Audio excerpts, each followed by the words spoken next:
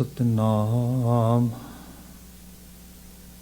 वाहेगुरु साहिब जियो। मांझ महला तीजा।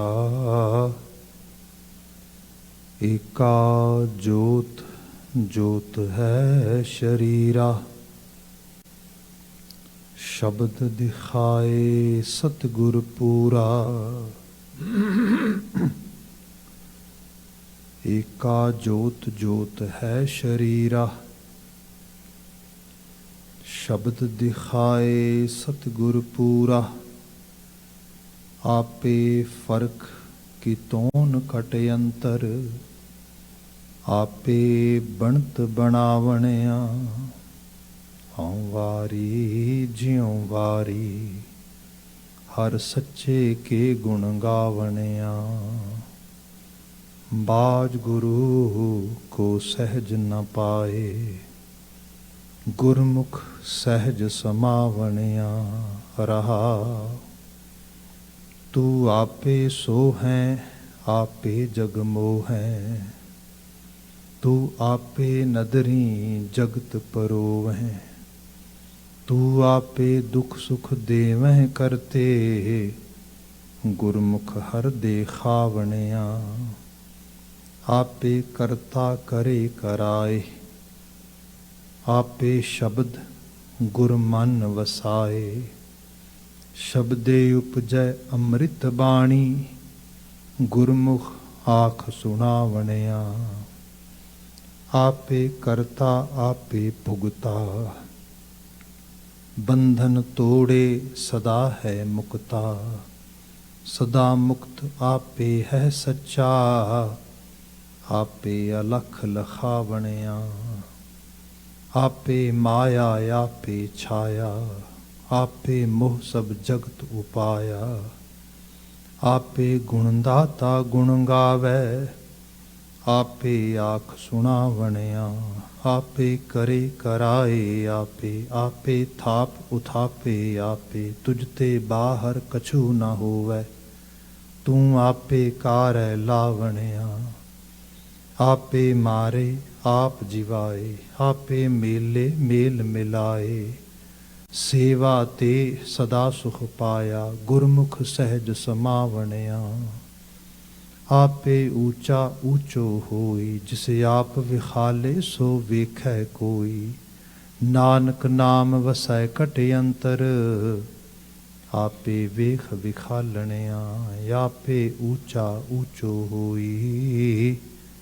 जिसे आप विखाले सो वेखै कोई। नानक नाम वसै कट अंतर। आपे वेख विखालणिया। वाहिगुरु जी का खालसा वाहिगुरु जी की फतेह। जुगो जुग अटल तन तन गुरु ग्रंथ साहिब जी। गुरु पातशाह जी की अपार बख्शिश। शाम समय ओंटारियो खालसा दरबार के इस पावन दीवान विच असी गुरु शब्द की संगत नूं आभा नूं माण रहे हैं। वडभागी हाँ। इस समा लड़ीवार गुरबाणी व्याख्यान का है। इस विच माझ राग दे गुरु अमरदास साहब द्वारा उच्चारण किए गए अष्टपदियां के संदेश सानू प्राप्त ने। जो बचन आपने स्रोत पाया है यदि विचार बीते तो असी प्रारंभ की है। समा जिवें अलाउ करदा उस तरीके नाल असी पदा बा पदा जिवें जिवें पैरे ने सैंजाज ने शब्द उन्होंने विचार रहे हैं। विचार का आगाज़ हमेशा की तरह एक सरसरी नज़र रहाओ के बंद ते लगांदियां होए अगे करांगे। गुरुदेव जिक्र कर रहे सी हाँ वारी जियों वारी हर सच्चे के गुण गावणिया। मैं कुर्बान जाना वारने जाना उस बशर मनुख तो जो सच का गुणगान करता है। जिहदे जीवन विच सच की होंद की अहमियत है। जिहड़ा उहदी स्तुति दे विच अपनी एनर्जी नूं लगा रहा है। हर सच्चे के गुण गावणिया। बाज गुरु को सहज ना पाए क्योंकि वह गुणगान सहज है, वह गुणगान जीवन च टका है। ਤੇ ਇਹ ਅਵਸਥਾ ਗੁਰੂ ਤੋਂ ਬਿਨਾਂ, ਗੁਰੂ ਜਦੋਂ ਸਾਨੂੰ ਲੀਡ ਕਰਦਾ ਹੈ, ਗੁਰੂ ਜਦੋਂ ਸਾਡਾ ਮਾਰਗਦਰਸ਼ਨ ਕਰਦਾ ਹੈ, ਤਾਂ ਹੀ ਅਸੀਂ ਇਸ ਅਵਸਥਾ ਨੂੰ ਪ੍ਰਾਪਤ ਕਰ ਸਕਦੇ ਹਾਂ। ਬਾਜ ਗੁਰੂ ਕੋ ਸਹਿਜ ਨਾ ਪਾਏ, ਗੁਰਮੁਖ ਸਹਿਜ ਸਮਾਵਣੇ ਆ। ਤੇ ਜਿਹਦਾ ਮੂੰਹ ਗੁਰੂ ਵਾਲੇ ਪਾਸੇ ਹੋ ਜਾਂਦਾ ਹੈ, ਉਸ ਨੂੰ ਫਿਰ ਸਹਿਜ ਆਪ ਮੁਹਾਰੇ, ਮਤਲਬ ਸਹਿਜੇ ਹੀ ਪ੍ਰਾਪਤ ਹੋ ਜਾਂਦਾ ਹੈ। ਗੁਰਮੁਖ ਸਹਿਜ ਸਮਾਵਣੇ ਆ ਰਹਾਓ, ਇਹ ਮਹਾਰਾਜ ਨੇ ਬਖਸ਼ਿਸ਼ ਕੀਤੀ ਸੀ। ਅੱਗੇ ਅਸੀਂ ਜੇ ਬਚਨ ਪੜ੍ਹਦੇ ਹਾਂ, ਬੀਤੇ ਕੱਲ ਅਸੀਂ ਵਿਚਾਰਦੇ ਸੀ ਕਿ ਏਕਾ ਜੋਤ ਜੋਤ ਹੈ ਸ਼ਰੀਰਾ, ਸ਼ਬਦ ਦਿਖਾਏ ਸਤਿਗੁਰ ਪੂਰਾ। ਸਭ ਦੇ ਵਿੱਚ ਉਹਦਾ ਹੀ ਰਵਣ ਆ, ਉਹਦੀ ਜੋਤ ਹੀ ਸਾਰੇ ਕੈਰੀ ਕਰਦੇ ਆ। ਪਰ ਇਸ ਲੈਵਲ ਦੀ ਅੰਡਰਸਟੈਂਡਿੰਗ ਜਿਹੜੀ ਹੈ, ਇਸ ਲੈਵਲ 'ਤੇ ਕੌਨਸ਼ੀਅਸ ਹੋ ਜਾਣਾ, ਚੇਤਨ ਹੋ ਜਾਣਾ, ਹਾਊ ਇਟਸ ਪੋਸੀਬਲ, ਕਿਵੇਂ ਹੋ ਸਕਦਾ ਆ। ਤੇ ਗੁਰਦੇਵ ਕਹਿੰਦੇ ਸ਼ਬਦ ਦਿਖਾਏ ਸਤਿਗੁਰ ਪੂਰਾ, ਇਹ ਸਤਿਗੁਰੂ ਦੇ ਗਿਆਨ ਦੀ ਅਵਸਥਾ ਹੈ ਤੇ ਸ਼ਬਦ ਹੀ ਇਹਦੇ 'ਚ ਮਦਦਗਾਰ ਹੈ। ਵਾਰ-ਵਾਰ ਬਾਣੀ 'ਚ ਤੁਸੀਂ ਇਹ ਚੀਜ਼ਾਂ ਪੜ੍ਹੋਗੇ, ਅਲਟੀਮੇਟ ਜਿਹੜੀ ਸਾਡੀ ਇਨਲਾਈਟਮੈਂਟ ਆ ਉਹ ਸ਼ਬਦ ਜ਼ਰੀਏ ਹੀ ਹੋਏਗੀ, ਕਿਉਂਕਿ ਬੰਦੇ ਨੇ ਹੋਰ ਕੋਈ ਤਰੀਕਾ ਨਹੀਂ ਗਿਆਨ ਹਾਸਲ ਕਰਨ ਦਾ। ਤੁਸੀਂ ਚੰਗੇ ਇੱਕ ਸਪੋਜ਼ ਕਰੋ ਕਿ ਟੀਚਰ ਬਣਨਾ ਆ, ਪ੍ਰੋਫੈਸਰ ਬਣਨਾ ਆ, ਇੰਜੀਨੀਅਰ ਬਣਨਾ, ਡਾਕਟਰ ਬਣਨਾ ਹੈ, ਕੋਈ ਤੁਹਾਨੂੰ ਉਹੋ ਜਿਹੇ ਅੱਖਰ, ਉਹੋ ਜਿਹਾ ਗਿਆਨ ਪ੍ਰਾਪਤ ਕਰਨਾ ਪਏਗਾ। ਜੇ ਨਹੀਂ ਪ੍ਰਾਪਤ ਕਰੋਗੇ, ਤੁਹਾਡੇ ਤੱਕ ਉਹ ਗਿਆਨ ਦੀ ਰਸਾਈ ਨਹੀਂ ਹੋ ਸਕੇਗੀ। ਸੋ ਇਹ ਸਭ ਅੱਖਰਾਂ ਦੇ ਜ਼ਰੀਏ ਹੀ ਹੈ, ਸ਼ਬਦਾਂ ਦੇ ਜ਼ਰੀਏ ਹੈ। ਤੇ ਸ਼ਬਦਾਂ ਦੇ ਨਾਲ ਨਾਲ ਫਿਰ ਉਹੋ ਜਿਹੀ ਕੰਪਨੀ, ਸੰਗਤ, ਉਹੋ ਜਿਹੀ ਸਕੂਲਿੰਗ, ਸਿੱਖਿਆ, ਇਹੀ ਸਾਰਾ ਕੁਝ ਗੁਰਸ਼ਬਦ ਦੀ ਆਭਾ ਆ, ਗੁਰਸ਼ਬਦ ਦਾ ਇੱਕ ਇੰਸਟੀਟਿਊਸ਼ਨ ਆ। ਮਹਾਰਾਜ ਕਹਿੰਦੇ ਕਿ ਉਹਦੇ ਤੋਂ ਬਿਨਾਂ ਸ਼ਬਦ ਦਿਖਾਏ ਸਤਿਗੁਰ ਪੂਰਾ, ਸਾਡੀ ਪੂਰੇ ਸਤਿਗੁਰੂ ਤੱਕ ਰਸਾਈ ਨਾ ਹੋ ਸਕੇਗੀ। ਕਿਆ ਆਪੇ ਫਰਕ ਕਿਤੋਨ ਘਟ ਅੰਤਰ, ਆਪੇ ਬਣਤ ਬਣਾਵਣੇ ਆ। ਜਿਹੜੀ ਸ਼ੁਰੂਆਤ 'ਚ ਬਾਤ ਹੋਈ ਕਿ ਏਕਾ ਜੋਤ ਜੋਤ ਹੈ ਸ਼ਰੀਰਾ, ਸਭ ਸ਼ਰੀਰਾਂ 'ਚ ਉਹਦੀ ਇੱਕ ਜੋਤ ਰਵੀ ਹੈ। ਪਰ ਜੇ ਇੱਕੋ ਜੋਤ ਰਵੀ ਹੈ, ਇੱਕ ਬੰਦਾ ਬੜਾ ਭਲਾ, ਇੱਕ ਬੰਦਾ ਬੜਾ ਹੀ ਦੁਸ਼ਟ, ਇੱਕ ਬੰਦਾ ਬਿਲਕੁਲ ਭੋਲਾ, ਇੱਕ ਬੰਦਾ ਇਤਨਾ ਚਲਾਕ, ਇਹ ਕਿਵੇਂ ਹੋ ਗਿਆ? ਜਦੋਂ ਆਪ ਹੀ ਵਰਤ ਰਿਹਾ ਆ, ਬੰਦਾ ਰੈਸ਼ਨਿਸਟ ਹੋ ਕੇ ਐਵੇਂ ਸੋਚਦਾ ਨਾ ਵੀ ਜਦੋਂ ਰੱਬ ਹੀ ਹੈ ਸਭ ਕੁਝ, ਤੇ ਫਿਰ ਐਵੇਂ ਕਿਉਂ ਆ? ਤੇ ਗੁਰੂ ਅਮਰਦਾਸ ਸਾਹਿਬ ਕਹਿੰਦੇ ਇਹ ਵੀ ਉਹਦੀ ਲੀਲਾ ਹੈ। ਆਪੇ ਫਰਕ ਕਿਤੋਨ ਘਟ ਅੰਤਰ, ਇਹ ਫਰਕ ਵੀ ਉਹਨੇ ਆਪ ਹੀ ਪਾਇਆ ਆ। ਇਹ ਵੀ ਉਹਨੇ ਆਪ ਹੀ, ਜਿਹਨੂੰ ਕਹਿ ਲਓ ਕਿ ਜਿਹੜੀ ਡਾਇਵਰਸਿਟੀ ਹੈ, that is the beauty of mother nature, ਇਹੀ ਗਲੋਰੀ ਹੈ ਉਹਦੀ। ਆਪਾਂ ਬਾਣੀ 'ਚ ਬਚਨ ਪੜ੍ਹਦੇ ਹਾਂ ਕਿ ਮੇਰੇ ਪ੍ਰਭ ਸਾਚੇ ਇੱਕ ਖੇਲ ਰਚਾਇਆ, ਕੋਈ ਨਾ ਕਿਸੇ ਹੀ ਜਿਹਾ ਉਪਾਇਆ। ਪ੍ਰਭੂ ਸੱਚੇ ਨੇ ਕਿਆ ਖੇਡ ਰਚਾਇਆ ਹੈ। ਤੁਸੀਂ ਇੱਕ ਦਰਖਤ ਦੇਖਦੇ ਹੋ, ਬਿਰਖ, ਉਸ ਨੂੰ ਹੋ ਸਕਦਾ ਕੋਈ 2 ਮਿਲੀਅਨ 4 ਮਿਲੀਅਨ ਤੁਸੀਂ ਉਹਦੇ ਲੀਵਸ ਦੇਖੋ, ਪੱਤੇ ਦੇਖੋ। ਕਮਾਲ ਇਸ ਗੱਲ ਦੀ ਹੈ, ਇੱਕੋ ਦਰਖਤ ਹੈ, ਉਹਨੂੰ ਹੀ ਪੱਤੇ ਲੱਗੇ ਨੇ, ਇੱਕ ਪੱਤਾ ਤੋੜੋਗੇ ਦੂਜੇ ਪੱਤੇ ਨਾਲ ਮੈਚ ਕਰੋਗੇ, ਮੈਚ ਨਹੀਂ ਕਰੇਗਾ। ਇਤਨੀ ਡਾਇਵਰਸਿਟੀ ਹੈ। ਇੱਕੋ ਜਗ੍ਹਾ ਦੇ ਉੱਤੇ ਇੱਕ ਕਿਸੇ ਸਪੋਜ਼ ਕਰੋ ਬਾਗ ਵਿੱਚ ਕਿਸੇ ਜਗ੍ਹਾ 'ਤੇ, ਅਸੀਂ ਕੈਨੇਡਾ 'ਚ ਰਹਿੰਦੇ ਹਾਂ, ਮੇਪਲ ਦੇ ਕੋਈ 500 ਟਰੀ ਲੱਗੇ ਨੇ, ਇੱਕੋ ਸਮੇਂ ਲਾਏ ਨੇ, ਇੱਕੋ ਹੀ ਬੰਦੇ ਨੇ ਲਾਏ ਨੇ, ਇੱਕੋ ਜਿਹੀ ਖੁਰਾਕ ਦਿੱਤੀ ਹੈ। ਸਭ ਦੀ ਆਪਣੀ ਹੋਂਦ ਹੈ, ਸਭ ਦਾ ਇੱਕ ਆਪਣਾ ਰੂਪ ਹੈ, ਸਭ ਦੀ ਇੱਕ ਆਪਣੀ ਦਿੱਖ ਆ।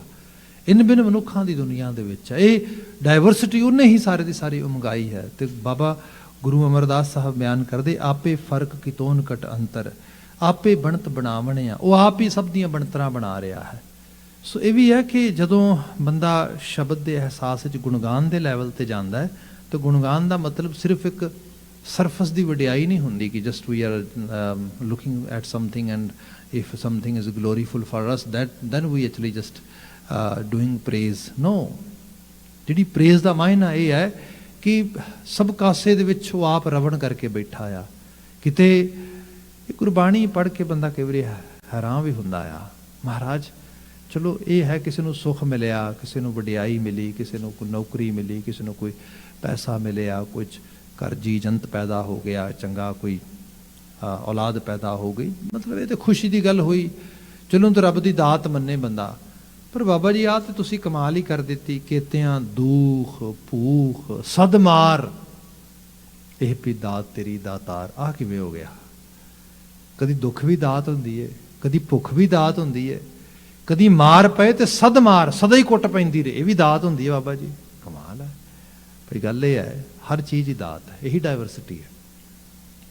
ਜੀਵਨ ਦੇ ਵਿੱਚ ਜੇ ਭੁੱਖੇ ਨਹੀਂ ਰਵਾਂਗੇ, ਰੱਜਣ ਦੀ ਵੈਲਿਊ ਦਾ ਨਹੀਂ ਪਤਾ ਲੱਗੇਗਾ, ਫੇਲ ਨਹੀਂ ਹੋਵਾਂਗੇ, ਪਾਸ ਹੋਣ ਦਾ ਪਤਾ ਨਹੀਂ ਲੱਗੇਗਾ, ਗੁਰਬਤ ਨਹੀਂ ਆਏਗੀ, ਅਮੀਰੀ ਦਾ ਕੋਈ ਪਤਾ ਨਹੀਂ ਹੋਏਗਾ। ਇਹ ਸਭ ਚੀਜ਼ਾਂ ਚੱਲਦੀਆਂ, ਕਈ ਵਾਰ ਬੰਦੇ ਦੇ ਆਪਣੇ ਜੀਵਨ ਵਿੱਚ ਚੱਲਦੀਆਂ, ਕਈ ਵਾਰੀ ਜਨਰੇਸ਼ਨ ਦੇ ਵਿੱਚ ਚੱਲਦੀਆਂ। ਇੱਕ ਜਨਰੇਸ਼ਨ 'ਚ ਇੱਕ ਸੀ, ਦੂਜੇ ਜਨਰੇਸ਼ਨ 'ਚ ਦੂਸਰਾ ਲੈਵਲ, ਤੀਸਰੀ ਤੀਸਰਾ।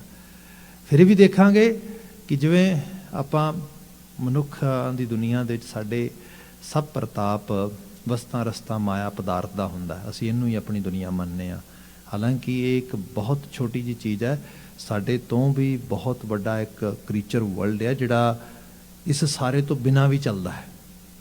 ਉਹਨਾਂ ਦੀ ਵੀ ਹੋਂਦ ਆ, ਤੇ ਬੜੀ ਵਧੀਆ ਹੋਂਦ ਆ, ਬੜੀ ਮਤਲਬ ਤੁਸੀਂ ਦੇਖੋਗੇ ਤੇ ਬੜੇ ਕਮਾਲ ਲੱਗੇਗਾ ਵੀ ਇਸ ਤਰ੍ਹਾਂ ਦੀ ਹੋਂਦ ਵੀ ਹੋ ਸਕਦੀ ਹੈਗੀ ਹੈ। ਜੇ ਅਸੀਂ ਦੇਖੀਏ ਸਾਡੇ ਇੱਥੇ ਕੈਨੇਡਾ ਦੇ ਵਿੱਚ ਅਰਾਊਂਡ 70 to 80% ਜਿਹੜਾ ਕ੍ਰੀਚਰ ਵਰਲਡ ਆ, ਜਿਹੜੇ ਖਾਸ ਕਰਕੇ ਬਾਇਓ ਵਰਲਡ ਆ, ਉਹ ਹਾਈਬਰਨੇਟ ਹੋ ਜਾਂਦਾ ਹੈ 6 ਮਹੀਨੇ ਲਈ। ਜਦੋਂ ਸਿਆਲ ਆਉਂਦਾ ਆ ਉਹ ਵੀ ਜ਼ਿੰਦਾ ਰਹਿੰਦਾ ਆ, 6 ਮਹੀਨੇ ਬਾਅਦ ਫਿਰ ਦੁਬਾਰਾ ਐਕਟਿਵ ਹੋ ਜਾਂਦਾ ਹੈ। ਸੋ ਇਸ ਕਿਸਮ ਨਾਲ ਗਰੋਥ ਹੁੰਦੀ, ਇਸ ਕਿਸਮ ਨਾਲ ਚੀਜ਼ਾਂ ਚੱਲਦੀਆਂ। ਸੋ ਇਹ ਸਭ ਚੀਜ਼ਾਂ ਨੂੰ ਬੰਦਾ ਦੇਖ ਕੇ, ਪਰ ਕਿਉਂਕਿ ਦੁਨੀਆ ਸਾਡੀ ਦੇ ਵਿੱਚ ਅਸੀਂ ਜਿੰਨਾ ਕੁ ਸੋਚ ਦਾ ਲੈਵਲ ਬਣਾਇਆ ਉਹਦੇ 'ਚ ਲੱਗਦਾ ਕਿ ਨਹੀਂ ਪਦਾਰਥ ਵਸਤ ਰਸਤ ਹੀ ਸਭ ਕੁਝ ਸਾਡੇ ਵਾਸਤੇ ਬੜੀ ਵੱਡੀ ਚੀਜ਼ ਆ। ਪਰ ਭਾਈ ਇਹ ਸਾਰਾ ਕੁਝ ਜੇ ਵੱਡੀ ਚੀਜ਼ ਵੀ ਹੈ ਤੇ ਇਹ ਇੱਕ ਸਟ੍ਰੇਟ ਲਾਈਨ 'ਚ ਨਹੀਂ ਐਵੇਂ ਚੱਲਦਾ, ਇਹ ਗ੍ਰਾਫ ਵਿੱਚ ਚੱਲਦਾ, ਕਦੀ ਉੱਤੇ ਕਦੀ ਥੱਲੇ। ਸੋ ਇਸ ਤਰੀਕੇ ਨਾਲ ਇਹ ਸੰਸਾਰ ਚੱਲੀ ਜਾਂਦਾ ਹੈ, ਕਿਤੇ ਵੱਧ ਪ੍ਰਾਪਤੀ, ਕਿਤੇ ਘੱਟ ਪ੍ਰਾਪਤੀ, ਕਿਤਿਆਂ ਦੁੱਖ ਭੂਖ ਸਦਮਾਰ ਵਾਲੀ ਗੱਲ ਬਣਦੀ। ਕਈ ਵਾਰ ਮਤਲਬ ਕਈ ਕੋਟ ਘਾਲੈ ਥਕ ਪਾਏ, ਕਈ ਕੋਟ ਬੈਠਤ ਹੀ ਖਾਏ। ਕਈ ਇਹੋ ਜਿਹੇ ਨੇ ਗਿਣਤੀ ਨਹੀਂ ਕੀਤੀ ਜਾ ਸਕਦੀ, ਘਾਲ ਕਰ ਕਰਕੇ ਮਰ ਜਾਂਦੇ, ਪੱਲੇ ਨਹੀਂ ਮਿਹਨਤ ਵੀ ਪੈਂਦੀ। ਤੇ ਕਈ ਇਹੋ ਜਿਹੇ ਵੀ ਨੇ ਵੀ ਕਰਨ ਕਰਾਉਣ ਦੀ ਲੋੜ ਹੀ ਕੁਝ ਨਹੀਂ ਹੈ, ਆਪਣੇ ਆਪ ਹੀ ਚੀਜ਼ਾਂ ਜਿਹੜੀਆਂ ਨੇ ਉਹ ਮਤਲਬ ਉਸ ਵੈਰਾਈਟੀਫੁਲ ਵੇ ਦੇ ਨਾਲ ਮਿਲਦੀਆਂ ਤੁਰੀਆਂ ਲੱਗੀਆਂ ਜਾ ਰਹੀਆਂ ਨੇ। ਸੋ ਇਹ ਸਾਰੇ ਦਾ ਸਾਰਾ ਉਸ ਮਦਰ ਨੇਚਰ ਦਾ ਲਾ ਆ। ਤੇ ਬਾਬਾ ਜੀ ਬਿਆਨ ਕਰਦੇ ਇਹਦੇ 'ਚ ਹਰ ਚੀਜ਼ ਹੀ ਦਾਤ ਹੈ, ਹਰ ਚੀਜ਼ ਹੀ ਨਵਾਜ਼ਿਸ਼ ਹੈ। ਜੇ ਆਪਾਂ ਇੱਕ ਮਤਲਬ ਐਗਜ਼ਾਮਪਲ ਦੇ ਰੂਪ ਵਿੱਚ, ਮੈਟਾਫੋਰ ਦੇ ਰੂਪ ਵਿੱਚ ਦੇਖਣਾ ਹੋਏ, ਇਬਰਾਹਿਮੀ ਲਿਟਰੇਚਰ 'ਚ ਇੱਕ ਬੜੀ ਕਮਾਲ ਦੀ ਐਗਜ਼ਾਮਪਲ ਮਿਲਦੀ ਹੈ ਕਿ ਹਜ਼ਰਤ ਇਬਰਾਹਿਮ ਜਿਹੜਾ ਸੀਗਾ ਸਾਰੀ, ਕਿਉਂਕਿ ਭਾਵੇਂ ਉਹ ਜੂਡਿਜ਼ਮ ਆ, ਭਾਵੇਂ ਉਹ ਕ੍ਰਿਸਚੈਨਿਟੀ ਹੈਗੀ ਹੈ, ਨਿਊ ਟੈਸਟਾਮੈਂਟ, ਓਲਡ ਟੈਸਟਾਮੈਂਟ, ਜਾਂ ਬਾਅਦ ਵਿੱਚ ਕੁਰਾਨ ਮਜੀਦ ਦਾ ਕਨਸੈਪਟ ਦੇਖਦੇ ਹੈਗੇ ਹੈਦਰੀ ਰੰਗ ਦੇ ਵਿੱਚ, ਇਹ ਸਾਰੇ ਹਜ਼ਰਤ ਆਦਮ ਤੋਂ ਤੇ ਉੱਥੋਂ ਹੀ ਤੁਰੀ ਆ ਰਹੀ, ਇੱਕੋ ਹੀ ਫੈਮਿਲੀ ਬ੍ਰਾਂਚ ਆ ਸਾਰੀ, ਅੱਗੇ ਫਿਰ ਡਿਵਾਈਡ ਹੋ ਜਾਂਦੀਆਂ ਸਾਰੀਆਂ। ਇਬਰਾਹਿਮੀ ਮੱਤ ਹੀ ਕਹਿੰਦੇ ਇਹਨਾਂ ਨੂੰ ਸਾਰਿਆਂ ਨੂੰ, ਕਤੇਬੀ ਮੱਤ ਜਿਹਨਾਂ ਨੂੰ ਕਹਿ ਦਿੰਦੇ ਆ। ਉਹਦੇ 'ਚ ਉਹਨਾਂ ਦੀ ਇੱਕ ਸਾਂਝੀ ਕਹਾਣੀ ਆ ਜਾਂ ਸਾਂਝਾ ਇੱਕ ਬ੍ਰਿਤਾਂਤ ਆ ਕਿ ਉਹ 'ਚ ਹੁੰਦਾ ਕਿ ਹਜ਼ਰਤ ਇਬਰਾਹਿਮ ਕਹਿੰਦੇ ਉਹ ਬੜਾ ਧਰਮੀ ਬੰਦਾ ਸੀ, ਇਬਾਦਤ ਕਰਨ ਵਾਲਾ ਬੰਦਾ ਸੀਗਾ। ਤੇ ਉਹ ਆਪਣੇ ਪੂਰੇ ਇੱਕ ਕਲਾਨ ਦੇ ਨਾਲ ਕਹਿ ਲਓ, ਇੱਕ ਪੂਰੇ ਦੇ ਪੂਰੇ ਇੱਕ ਗਰੁੱਪ ਦੇ ਨਾਲ, ਆਪਣੇ ਨਾਲ ਉਹ ਇੱਕ ਜਗ੍ਹਾ ਤੋਂ ਦੂਸਰੀ ਜਗ੍ਹਾ ਹਿਜਰਤ ਕਰਦਾ ਸੀਗਾ, ਟਰੈਵਲ ਕਰਦਾ ਸੀ।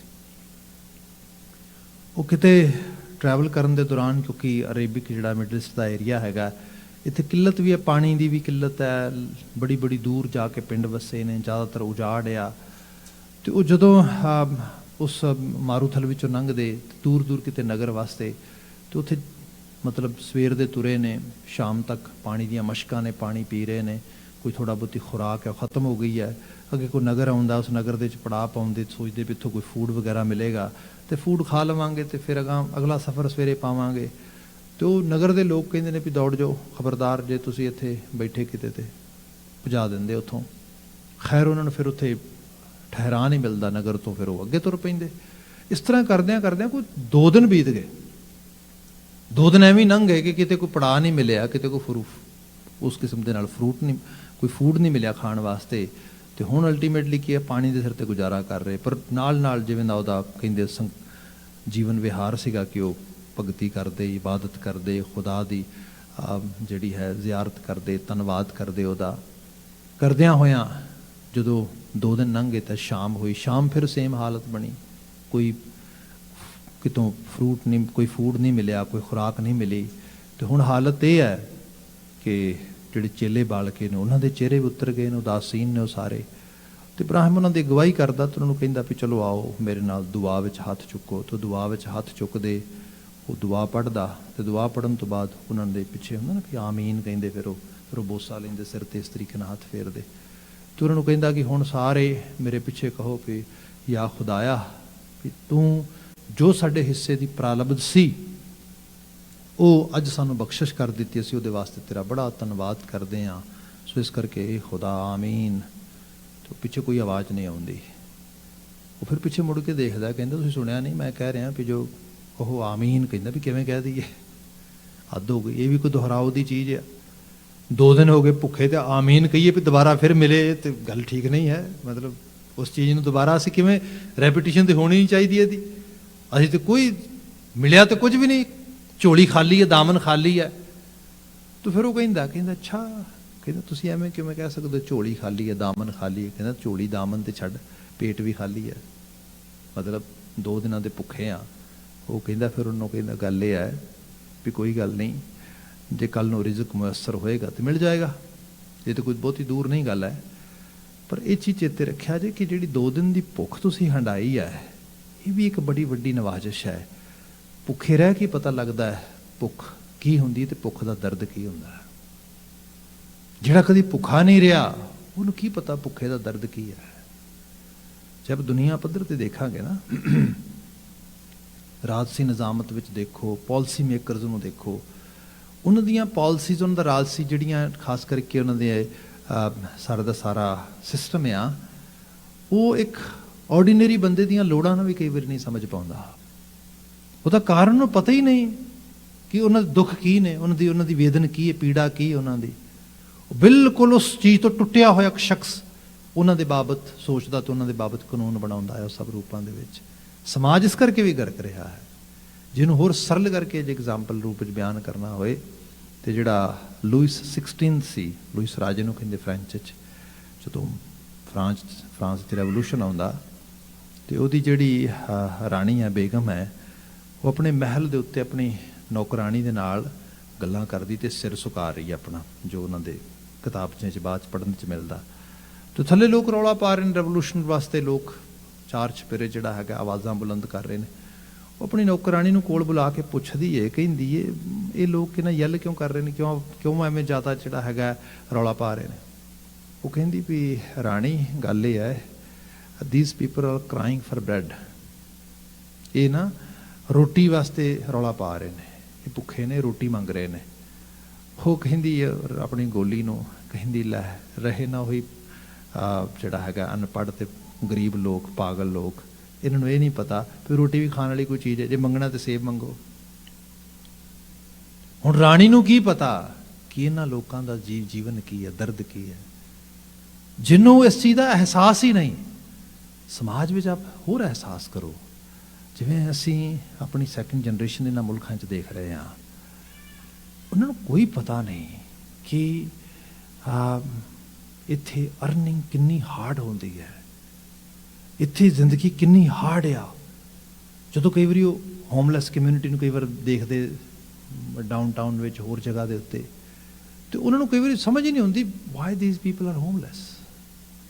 ਤੁਹਾਨੂੰ ਪਤਾ ਵੀ ਹੈ ਹੋਮ ਦਾ ਮਤਲਬ ਕੀ ਹੁੰਦਾ ਹੈ, ਤੁਹਾਨੂੰ ਪਤਾ ਵੀ ਹੈ ਜਿਹੜੀ ਇੱਕ ਹਾਊਸਫੁੱਲ ਕਹਿ ਲਓ ਕਿ ਲਾਈਫ ਹੈ ਉਹ ਕੀ ਹੁੰਦੀ ਹੈ, ਉਹਦੇ ਲਈ ਕਿਸ ਕਿਸਮ ਦੇ ਸੈਕਰੀਫਾਈਸਿਸ ਤੇ ਕੀ ਸਭ ਕੁਝ ਕਰਕੇ ਬੰਦਾ ਨਿਕਲਦਾ। ਜਿਹਨੂੰ ਉਹਦਾ ਨਹੀਂ ਪਤਾ ਉਹਨੂੰ ਤਾਂ ਅਹਿਸਾਸ ਹੀ ਨਹੀਂ ਕਿ ਜੀਵਨ ਕਿਸ ਚੀਜ਼ ਦਾ ਨਾਂ ਆ, ਤਾਂ ਉਸ ਸਾਰੇ ਰੂਪ ਦੇ ਵਿੱਚ।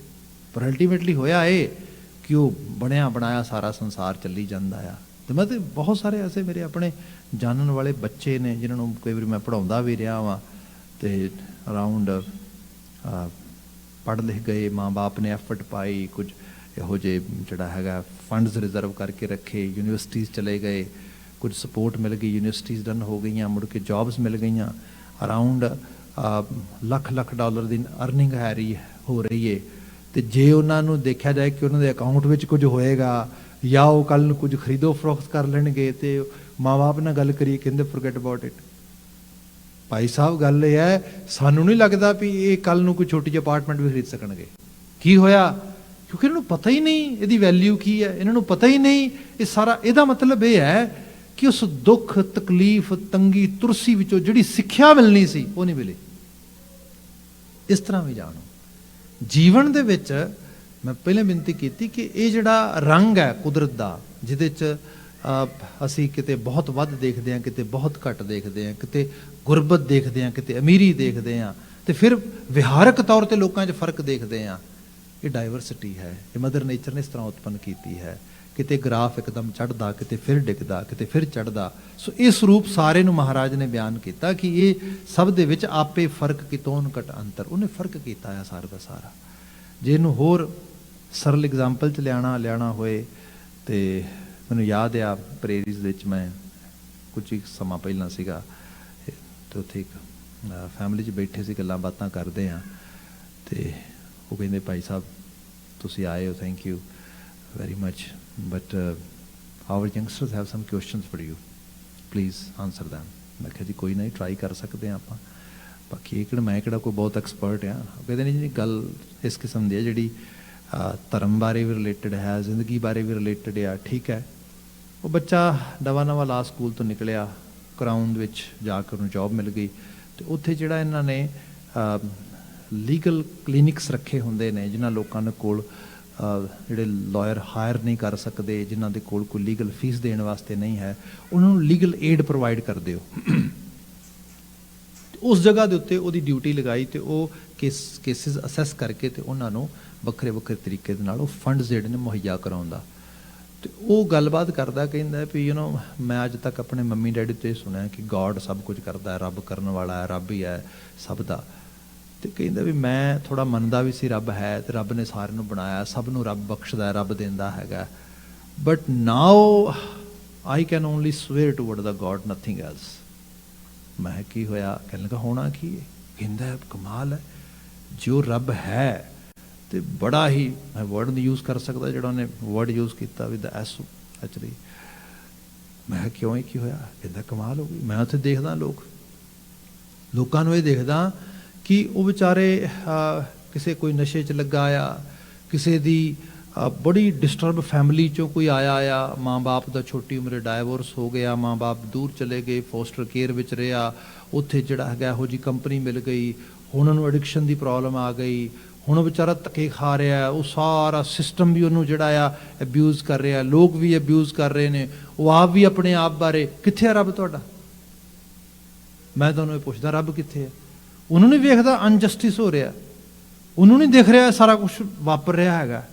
ਇਸ ਕਿਸਮ ਦੇ ਸਵਾਲ। ਹੁਣ ਉਹਦੀ ਜਿਹੜੀ ਫਰਸਟ੍ਰੇਸ਼ਨ ਆ, ਜਿਹੜੀ ਉਹਦੀ ਅੰਦਰ ਦੀ ਵੇਦਨਾ ਆ ਜਾਂ ਸੰਵੇਦਨਾ ਕਹਿ ਲਓ, ਇਸ ਕਿਸਮ ਦਾ ਸੰਵੇਦਨਸ਼ੀਲ ਹੋ ਜਾਣਾ, ਇਸ ਕਿਸਮ ਦਾ ਮਤਲਬ ਇਮੋਸ਼ਨਲ ਹੋ ਕੇ ਚੀਜ਼ਾਂ ਬਾਰੇ ਪਰਸੀਵ ਕਰਨਾ ਤੇ ਉਹਨਾਂ ਦੀ ਇੰਟਰਪ੍ਰੀਟੇਸ਼ਨ ਲੈ ਕੇ ਆਉਣੀ, ਇਹ ਨਾਰਮਲ ਚੀਜ਼ ਹੈ। ਇਸ ਤਰੀਕੇ ਨਾਲ ਹੋਈ।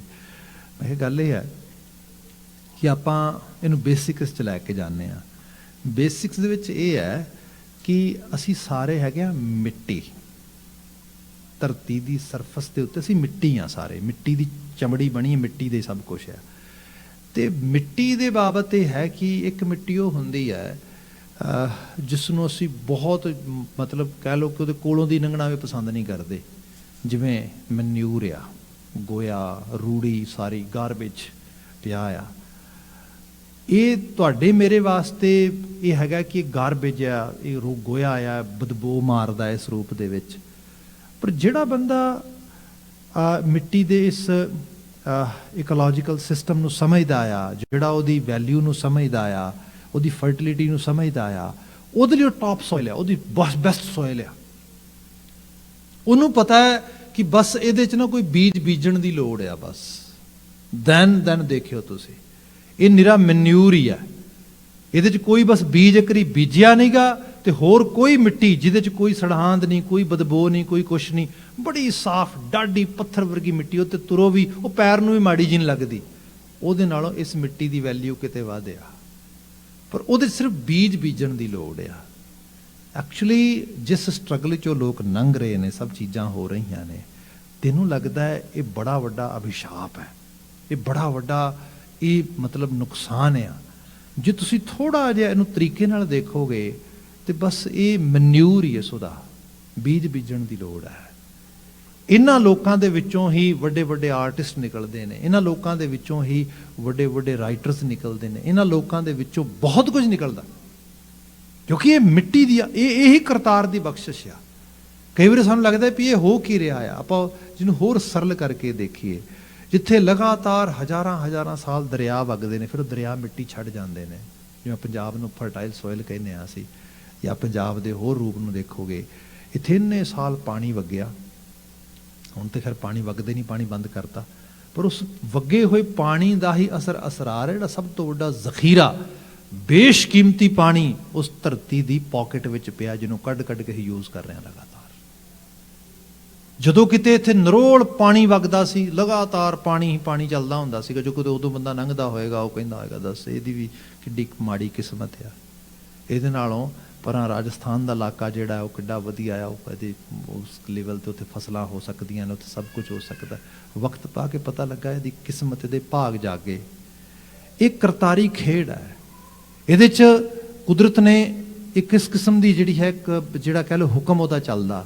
ਗੁਰੂ ਅਮਰਦਾਸ ਸਾਹਿਬ ਉਹਦੀ ਬਾਤ ਕਰਦੇ, ਕਹਿੰਦੇ ਭਈ ਆਪੇ ਫਰਕ ਕਿਤੋਂ ਘਟ ਅੰਤਰ ਆਪੇ ਬਣਤ ਬਣਾਵਣੇ, ਇਹ ਉਹਦੀਆਂ ਬਣਤਰਾਂ ਬਣੀਆਂ ਨੇ। ਮੈਂ ਛੋਟੇ ਜਿਹੇ ਦਿਮਾਗ ਤੇ ਛੋਟੀ ਜਿਹੀ ਅਕਲ ਨਾਲ ਕਿਸੇ ਚੀਜ਼ ਦਾ ਕੀ ਫੈਸਲਾ ਕਰ ਸਕਦਾ? ਹਾਂ, ਮੈਂ ਉਹਦਾ ਗੁਣਗਾਨ ਕਰ ਸਕਦਾ, ਮਾਲਕ ਤੂੰ ਕਿੰਨਾ ਬੇਅੰਤ ਆ, ਕਿਤੇ ਤੂੰ ਪਹਾੜ ਉਸਾਰ ਦਿੰਦਾ, ਕਿਤੇ ਖਾਈਆਂ ਉਸਾਰ ਦਿੰਦਾ, ਕਿਤੇ ਤੂੰ ਸਮੁੰਦਰ ਹੀ ਉਸਾਰੇ ਨੇ, ਕਿਤੇ ਤੂੰ ਬਿਲਕੁਲ ਜਿਹੜਾ ਮਾਰੂਥਲੀ ਉਸਾਰਿਆ। ਇਹ ਸਭ ਰੰਗ ਨੂੰ ਇਸ ਤਰੀਕੇ ਨਾਲ ਦੇਖਦਿਆਂ ਹੋਇਆਂ ਉਹਦੀ ਬਾਤ ਹੋ ਰਹੀ ਹੈ। ਅਗਲਾ ਬਚਨ ਮਹਾਰਾਜ ਨੇ ਲਿਖਿਆ, ਤੂੰ ਆਪੇ ਸੋ ਹੈ ਆਪੇ ਜਗਮੋਹ ਹੈ, ਤੂੰ ਆਪੇ ਨਦਰੀ ਜਗਤ ਪਰੋ ਹੈ, ਤੂੰ ਆਪੇ ਸੋ ਹੈ ਆਪੇ ਜਗਮੋਹ ਹੈ। ਸੋ ਹੈ ਜਗਮੋਹ ਹੈ, ਸਭ ਹਾਲਾਤ ਠੀਕ ਚੱਲਦੇ ਹੋਣ, ਬੰਦੇ ਨੂੰ ਸਪੋਜ਼ ਕਰੋ ਇੱਕ ਆਈਡੀਅਲ ਜੌਬ ਬੰਦਾ ਲੱਭ ਰਿਹਾ, ਬੰਦੇ ਨੂੰ ਜੌਬ ਮਿਲ ਗਈ, ਬੰਦਾ ਕੰਮ ਤੇ ਗਿਆ, ਬੜਾ ਵਧੀਆ ਲੱਗਾ, ਹਫਤਾ ਲੰਘਿਆ, ਚੈੱਕ ਮਿਲਿਆ, ਹੋਰ ਵਧੀਆ ਲੱਗਾ। ਕੀ ਹੋਇਆ? ਉੱਥੇ ਹੀ 2 ਹਫ਼ਤਿਆਂ ਬਾਅਦ ਇੱਕ ਕੋ ਵਰਕਰ ਦੇ ਨਾਲ ਟਕਰਾਅ ਹੋ ਗਿਆ, ਜਾਂ ਕਿਸੇ ਮਾੜੀ ਜਿਹੀ ਗੱਲ ਤੋਂ ਜਿਹੜਾ ਉਹਦਾ ਮੈਨੇਜਰ ਆ, ਬੌਸ ਆ, ਉਹਦੇ ਨਾਲ ਕਿਤੇ ਖਟਪਟ ਹੋ ਗਈ। ਹੁਣ ਹਾਲਤ ਇਹ ਹੈ, ਅਗਲੇ ਦਿਨ ਕੰਮ ਤੇ ਜਾਣ ਨੂੰ ਜੀ ਨਹੀਂ ਕਰਦਾ। 2 ਹਫ਼ਤੇ ਪਹਿਲਾਂ ਮੈਂ ਬੜੀ ਤਾਰੀਫ ਕਰ ਰਿਹਾ ਸੀਗਾ, ਮੈਂ ਤਾਂ ਸੋਚਦਾ ਸੀਗਾ ਲੈ ਤੇ ਗੱਲ ਹੀ ਬਣ ਗਈ। ਅੱਜ ਕੀ ਹੋਇਆ? ਹੁਣ ਇਹ ਛੋਟੀ ਜਿਹੀ ਚੀਜ਼ ਜਿਹੜੀ ਹੈ, ਇਹ ਬੰਦੇ ਨੂੰ ਇਤਨੀ ਕੁ ਚੀਜ਼ ਤੇ ਹੁੰਦਾ ਵੀ ਕਈ ਵਾਰੀ, ਜਿਹੜੇ ਲੋਕ ਸਹੀ ਤਰੀਕੇ ਨਾਲ ਸਹੀ ਪਰਸਪੈਕਟਿਵ ਵਿੱਚ ਚੀਜ਼ਾਂ ਨਹੀਂ ਅੰਡਰਸਟੈਂਡ ਕਰਦੇ, ਹੋ ਸਕਦਾ ਉਹ ਬੰਦਾ ਸ਼ਾਮ ਨੂੰ ਆ ਕੇ ਈਮੇਲ ਲਿਖੇ, I don't want to do work here, resign ਕਰਦਾ। ਹੁਣ ਉਹ ਜਿਹੜੀ ਚੀਜ਼ ਆ, ਹਾਲਾਂਕਿ ਵਕਤੀ ਤੌਰ ਤੇ ਕਿਤੇ ਵੀ ਜਾਏਗਾ, ਇਹ ਥੋੜਾ ਸਾਰਾ ਕੁਝ ਸਮੂਥ ਮਿਲੇਗਾ, ਚੈਲੰਜਸ ਤੇ ਮਿਲਣਗੇ। ਪਰ ਇਸ ਤਰ੍ਹਾਂ ਚੈਲੰਜਸ ਦੇ ਵਿੱਚ ਵੀ ਕੁਦਰਤ ਕਈ ਵਾਰੀ ਇਹੋ ਜਿਹਾ ਥੋੜਾ ਬਹੁਤਾ ਰੰਗ ਪਾ ਦਿੰਦੀ, ਜਿਹਦੇ ਨਾਲ ਚੀਜ਼ਾਂ ਸੁਹਾਣੀਆਂ ਲੱਗਦੀਆਂ, ਚੰਗੀਆਂ ਲੱਗਦੀਆਂ, ਸੋਭਨੀਕ ਲੱਗਦੀਆਂ। ਪਰ ਇਹਦਾ ਹੈ ਤੁਹਾਨੂੰ ਇੱਕ ਪੇਸ਼ੈਂਸ ਲੈਵਲ ਤੇ ਪਰਸਪੈਕਟਿਵ ਵੇਖਣ ਦੀ ਲੋੜ ਆ। ਸਪੋਜ਼ ਜਿਵੇਂ ਸਰਲ ਕਰਕੇ ਬਿਆਨ ਕਰਾਂ, ਅਸੀਂ ਜੇ ਆਪਾਂ ਜਦੋਂ ਔਡ ਜੌਬਸ ਕਰਦੇ ਇੱਥੇ ਆ ਕੇ ਕੈਨੇਡਾ ਦੇ ਵਿੱਚ, ਇੱਥੇ ਬੜੀ ਸਟਰਗਲ ਕਰਦੇ, ਤੇ ਮੈਂ ਦੇਖਿਆ ਆ ਬੰਦਾ ਸਵੇਰ ਤੋਂ ਸ਼ਾਮ ਤੱਕ ਕੰਮ ਕੀਤਾ ਜਾਂ ਨਾਈਟ ਸ਼ਿਫਟ ਲਗਾ ਕੇ ਆਇਆ, ਤੇ ਘਰ ਵਾਪਸ ਆਉਂਦਿਆਂ ਮਨ ਇਹ ਬਣ ਰਿਹਾ ਵੀ ਸਵੇਰੇ ਜੌਬ ਤੇ ਨਹੀਂ ਜਾਣਾ, I want to quit this job. ਇਹੀ ਜ਼ਿੰਦਗੀ ਹੈ, ਟਿਕਟ ਕਟਾ ਲੈਣੀ, ਵਾਪਸ ਤੁਰ ਜਾਣਾ, ਅੱਧੀ ਖਾ ਲਾਂਗੇ, ਆਪਾਂ ਨਹੀਂ ਰਹਿਣਾ ਇੱਥੇ। ਇਹ ਸਭ ਕੁਝ ਕਰਦਾ ਹੋਇਆ ਖੈਰ ਰਾਤ ਸ਼ਾਮ ਆਇਆ, ਸ਼ਾਮ ਆ ਕੇ ਆਪਣੀ ਅਪਾਰਟਮੈਂਟ ਜਿੱਥੇ ਰਹਿ ਰਿਹਾ ਹੈਗਾ, ਉੱਥੇ 2-4 ਪਲ ਆਪਣੇ ਫਰੈਂਡਸ ਦੇ ਨਾਲ ਜਾਂ ਫੈਮਿਲੀ ਨਾਲ ਸਪੈਂਡ ਕੀਤਾ, ਬੱਚਿਆਂ ਦੀਆਂ ਕਿਲਕਾਰੀਆਂ ਸੁਣੀਆਂ, ਖਾਣਾ ਖਾਧਾ, ਥੋੜ੍ਹੀ ਦੇਰ ਤੋਂ ਕੋਈ TV ਦੇਖਿਆ, ਗੱਲਬਾਤ ਕੀਤੀ, ਕੋਈ ਬੈਕ ਹੋਮ ਗੱਲਬਾਤ ਕੀਤੀ, ਮਨ ਮੰਡਲ ਬਦਲ ਗਿਆ। ਰਾਤ ਨੂੰ ਸੌਣ ਲੱਗਿਆ ਸਕੀਮਾਂ ਬਣਾਉਣ ਲੱਗਾ ਕਿ ਹਾਂ ਹੁਣ ਨਾ ਆਪਣਾ ਜਿਹੜਾ ਹੈਗਾ ਆ, ਇਸ ਸਾਲ ਤੇ ਇਸ ਅਪਾਰਟਮੈਂਟ 'ਚ ਨੈਕਸਟ ਈਅਰ ਘਰ ਦੂਜਾ ਲੈਣਾ ਆ, ਬੱਚਿਆਂ ਨੂੰ ਸਕੂਲ ਪਾਉਣਾ ਆ। ਹੁਣ ਸਾਰਾ ਕੁਝ ਚੱਲਣ ਲੱਗ ਗਿਆ ਇਸ ਤਰੀਕੇ ਦੇ ਨਾਲ। ਹੁਣ ਜਿਵੇਂ ਹੀ ਰਾਤ ਨੀਂਦ ਆ ਗਈ, ਸਵੇਰੇ ਉੱਠਿਆ, ਅਲਾਰਮ ਵੱਜਾ, ਇੱਕਦਮ ਅੱਖਾਂ ਖੁੱਲੀਆਂ, ਓ ਮਾਈ ਗॉश ਮੈਂ ਤਾਂ ਲੇਟ ਹੋ ਜਾਵਾਂਗਾ, ਜਲਦੀ ਚੱਲਣਾ ਕੰਮ ਤੇ। ਫਿਰ ਯਾਦ ਆਇਆ ਕੱਲ ਕਿਹਾ ਸੀ ਆਪਾਂ ਕੰਮ ਤੇ ਜਾਣਾ ਹੀ ਨਹੀਂਗਾ, ਛੱਡ ਪਰਾਂ, ਐਵੇਂ ਦੀਆਂ ਗੱਲਾਂ ਨਹੀਂ ਸੋਚੀਦੀਆਂ, ਪਤਾ ਬੱਚਿਆਂ ਨੂੰ ਸਕੂਲ ਭੇਜਣਾ ਹੈ, ਪਤਾ ਆਹ ਕੰਮ ਕਰਨਾ ਹੈ। ਹੁਣ ਕੀ ਹੈ, ਇਹ ਸੰਸਾਰ ਦੇ ਵਿੱਚ ਮੋਹ ਦੇਣ ਵਾਲੀ ਇੱਕ ਅਵਸਥਾ ਆ ਜਿਹੜੀ ਬੰਦੇ ਨੂੰ ਕਸ਼ਿਸ਼ ਪੈਦਾ ਕਰਦੀ, ਜਿਹੜੀ ਕਹਿੰਦੀ ਨਹੀਂ ਕੋਈ ਨਾ ਕਰ, ਚੱਲ ਅੱਗੇ ਵੱਧ। ਜੇ ਇਹ ਨਾ ਹੋਏ ਇਹ ਸੰਸਾਰ ਨਾ ਚੱਲ ਸਕੇ। ਗੁਰੂ ਬਾਬਾ ਜੀ ਤੇ ਗੁਰੂ ਅਮਰਦਾਸ ਸਾਹਿਬ ਨੇ ਕਿਹਾ, ਇਹ ਵੀ ਉਹਦੀ ਕਰਤਾਰ ਦੀ ਖੇਡ ਹੈ, ਤੂੰ ਆਪੇ ਸੋ ਹੈ ਆਪੇ ਜਗਮੋਹ ਹੈ, ਤੂੰ ਆਪ ਇਸ ਸੰਸਾਰ ਵਿੱਚ ਸੋਭਨੀਕ ਵੇਰ ਨਾਲ ਰੂਪ ਵਿੱਚ ਵਰਤ ਰਿਹਾ ਹੈ, ਇਸ ਜਗਤ ਨੂੰ ਮੋਹ ਰਿਹਾ ਹੈ, ਤੂੰ ਆਪੇ ਨਦਰੀ ਜਗਤ ਪਰੋ ਹੈ। ਇਹ ਤੇਰੀ ਨਜ਼ਰ ਹੀ ਹੈ ਜਿਹਦੇ 'ਚ ਸਾਰਾ ਜਗਤ ਪਰੋਇਆ ਹੋਇਆ ਹੈ। ਮਤਲਬ ਇਸ ਤਰੀਕੇ ਨਾਲ ਇੱਕ ਮਣਕਿਆਂ ਤਰ੍ਹਾਂ ਸਾਰੀਆਂ ਚੀਜ਼ਾਂ ਪਰੋਈਆਂ ਹੋਈਆਂ ਨੇ, ਇੱਕ ਦੂਜੇ ਨਾਲ ਜੁੜੀਆਂ ਹੋਈਆਂ ਨੇ, ਇੱਕ ਦੂਜੇ ਦੀ ਲੋੜ ਪੂਰੀ ਕਰਦੇ ਆ, ਇੱਕ ਦੂਜੇ ਨੂੰ। ਅੱਜ ਦੀ ਤਾਰੀਖ 'ਚ ਕੈਨੇਡਾ ਵਰਗੇ ਮਤਲਬ ਮੁਲਕ ਦੇ ਵਿੱਚ ਵੀ ਤੁਸੀਂ ਦੇਖੋਗੇ ਜਿੱਥੇ ਸਭ ਚੀਜ਼ਾਂ ਮੋਸਟਲੀ ਰਿਟਨ ਹੁੰਦੀਆਂ, ਲਿਖਾਵਟ 'ਚ ਹੁੰਦੀਆਂ ਸਭ ਚੀਜ਼ਾਂ, ਪਰ ਇਹਦੇ ਬਾਵਜੂਦ ਵੀ ਅਰਾਊਂਡ 80% ਕਾਰਜ ਜਿਹੜੇ ਨੇ, ਕੰਮ ਕਾਜ ਜਿਹੜੇ ਨੇ, ਉਹ ਜ਼ਬਾਨੀ ਕਲਾਮੀ ਹੁੰਦੇ ਨੇ।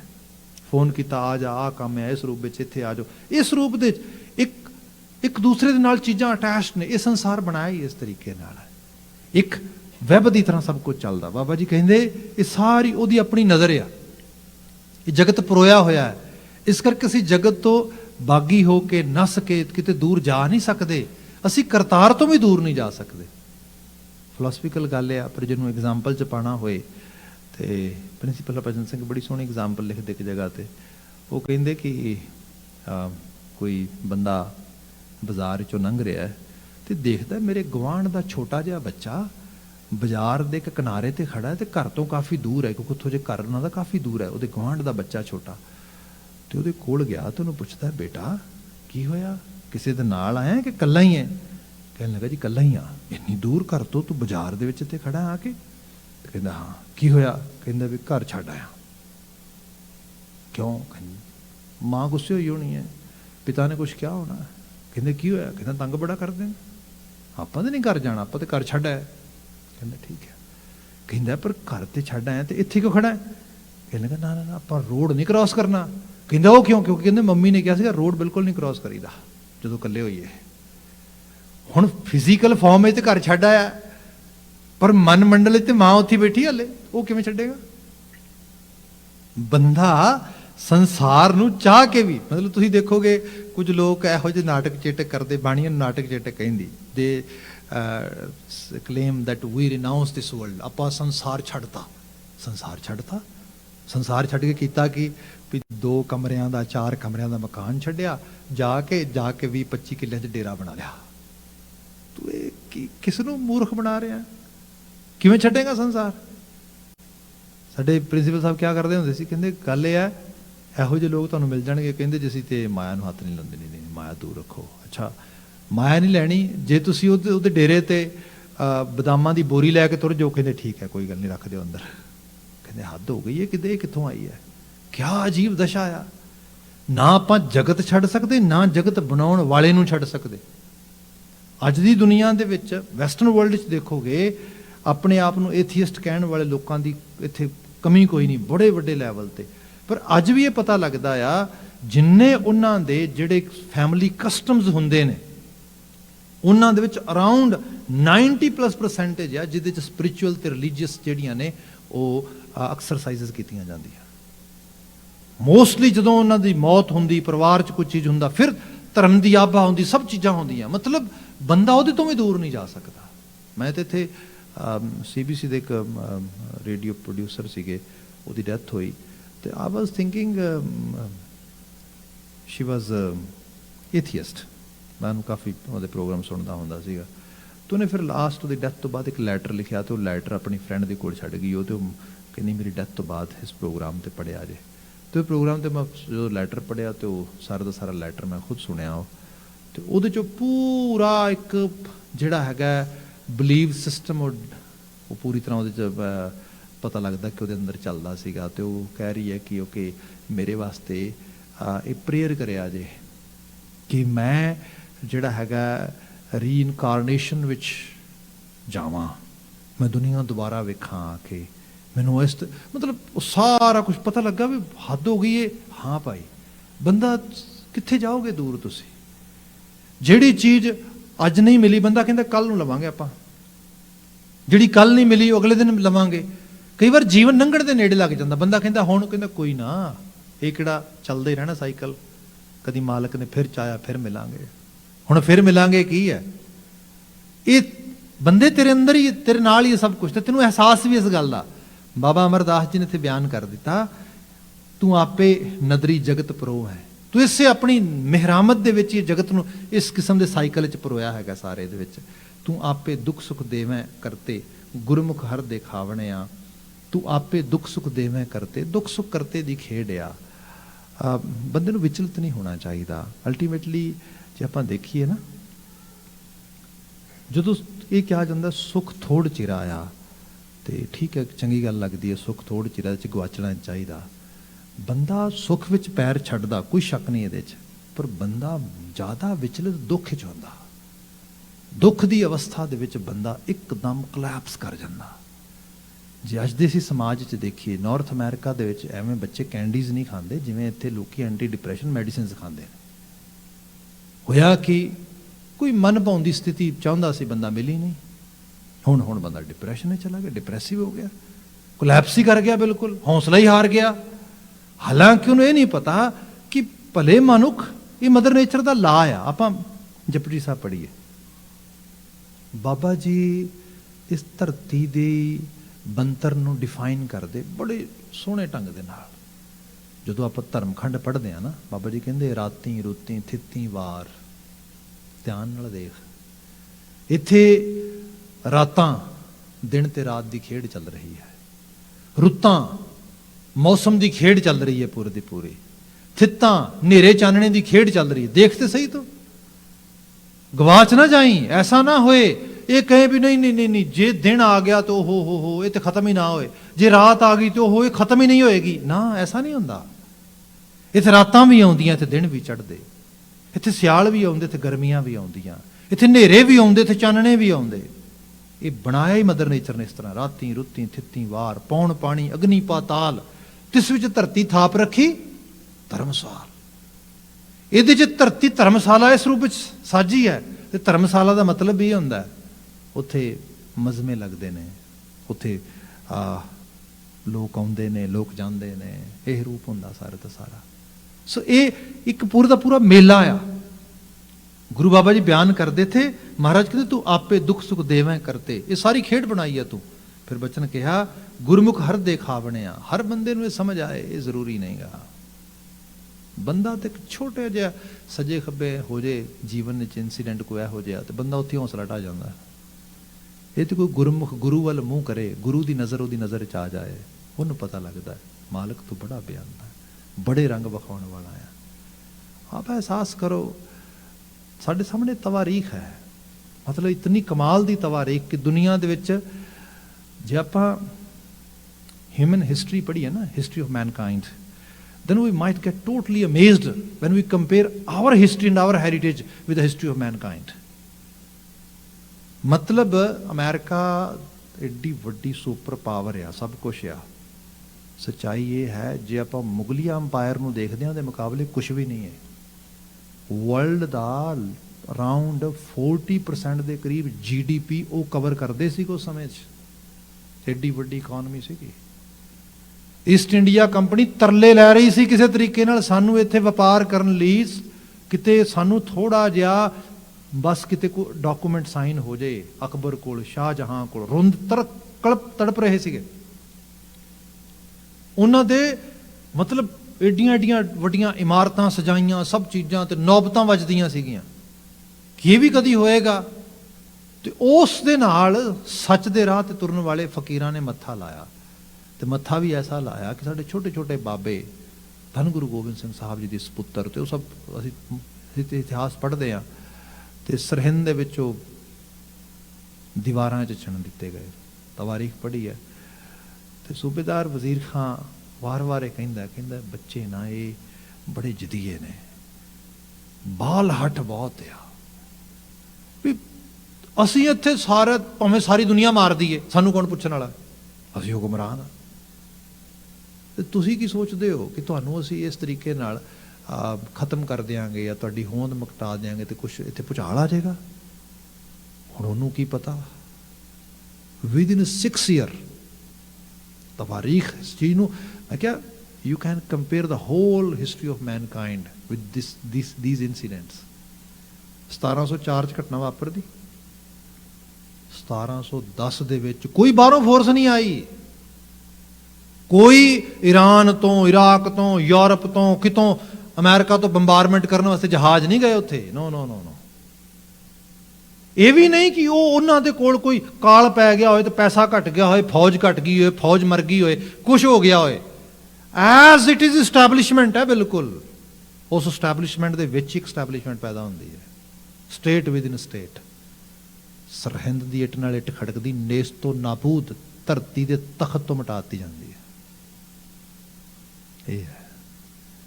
ਤੇ ਬਾਣੀ ਕਹਿੰਦੀ ਹੈ ਖਿਨ ਮੈਂ ਅਵਰ ਖਿਨ ਮੈਂ ਅਵਰਾ, ਅਚਰਜ ਚਲਤ ਤੁਮਾਰੇ। ਇਹ ਕਰਤਾਰੀ ਖੇਡ ਆ। ਅੱਖ ਦੇ ਫੋਰ ਜਿੰਨੇ ਸਮੇਂ 'ਚ ਕੁਛ ਤੋਂ ਕੁਛ ਹੋ ਸਕਦਾ ਹੈ। ਤੇ ਇਹ ਪਿਆ ਇੱਥੇ ਪੋਸੀਬਿਲਿਟੀ ਹੈ, ਪਰ ਇਹ ਨਿਗਾਹ ਗੁਰੂ ਨਿਗਾਹ ਦੇ ਐਵੇਂ ਦੀ ਵੇਖਣ ਦੀ ਤਾਂ ਆ।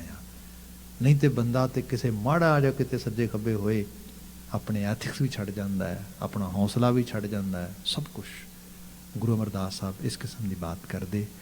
ਅਗਲੀਆਂ ਸਤਰਾਂ 'ਚ ਇਹਦੀ ਫਰਦਰ ਐਕਸਟੈਂਸ਼ਨ ਤੇ ਐਕਸਪਲੇਨੇਸ਼ਨ ਹੈਗੀ ਹੈ, ਜਿਹਦੀ ਵਿਚਾਰ ਆਉਂਦੇ ਸਮਝ ਕਰਾਂਗੇ। ਅੱਜ ਵਾਸਤੇ ਸਮਾਂ ਸਮਾਪਤ ਹੈ। ਭਾਈ ਸਾਹਿਬ ਸਮੁੱਚੀ ਸਮਾਪਤੀ ਕਰਾਉਂਦੇ ਨੇ, ਮੈਨੂੰ ਇਜਾਜ਼ਤ ਦੇ ਨਹੀਂ ਕਹਿ ਦੇਣਾ ਜੀ। ਵਾਹਿਗੁਰੂ ਜੀ ਕਾ ਖਾਲਸਾ, ਵਾਹਿਗੁਰੂ ਜੀ ਕੀ ਫਤਿਹ।